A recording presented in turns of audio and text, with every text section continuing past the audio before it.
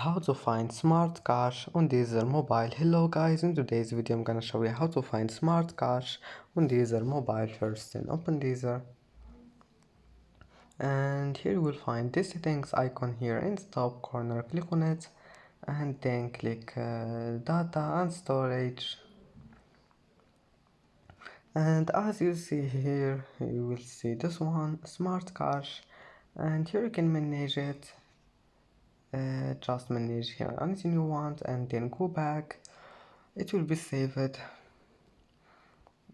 And as you see, that's how to find the smart cache settings on Deezer mobile.